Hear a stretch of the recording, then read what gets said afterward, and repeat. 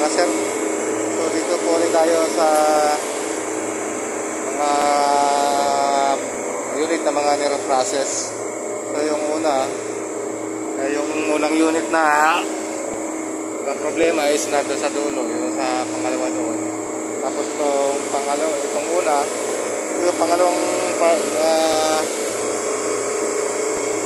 yung second batch ng nire-process natin nung una, kasama yung third party. So ito dati nag-yellow to ng ito yung unang binidyo ko na tapos ko itong cylinder ng yellow. So ngayon okay na. Ayan.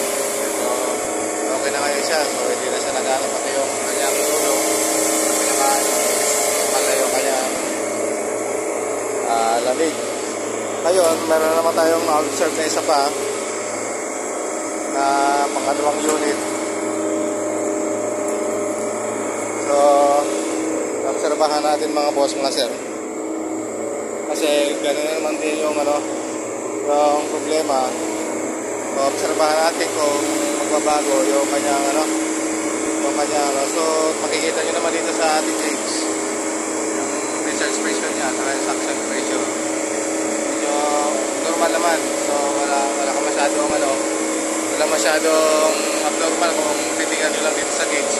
Pero pagdating dito mga sir, mga boss, inoobserbahan ko ito kanina pa at ito nag-build up siya ng titingnan natin kung hanggang saan siya mag-build up ng yellow o kung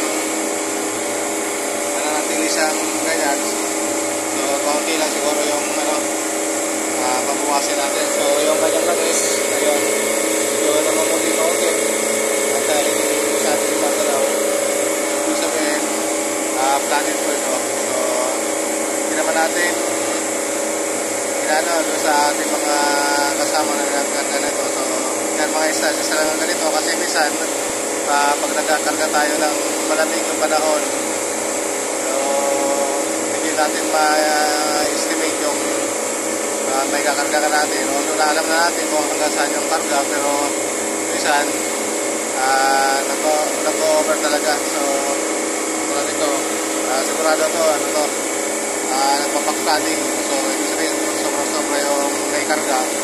So hindi naman ganun kahalalan tulad doon sa nauna na yun, sa unang unit na kung cylinder ang nag-yellow. So ito dito lang. So kanina mabawit ito hanggang kalahati. So observahan natin kung hanggang saan siya kung normal. At check na rin natin yung ibang mga unit dito. Ito yung second batch ng nire-process natin for blast pressure. Kailangan talaga mga boss, mga sir, maya natin chine-check yung ating mga unit, especially pag ganitong low temperature yung design ng mga unit natin, kasi pag mababa na masyado yung doon na natin nakikita yung problema. So ito okay rin naman itong so dito sa gauge niya is wala rin naman abnormal. So ayan, okay naman yung side glass. Kaya nag-iinit naman yung side glass.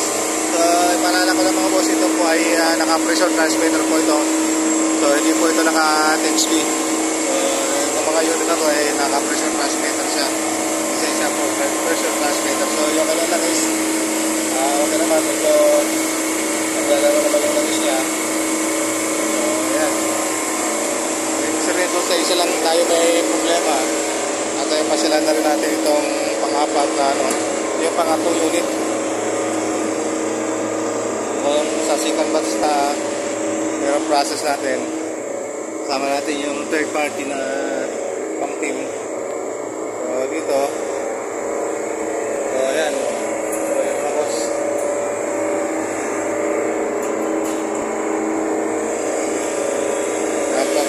ito yung pang-apat na unit. So ganun din naman, masyadong dito sa unit na to wala naman tayong masyadong so in-update ko lang kayo mga boss doon sa mga process natin mga unit.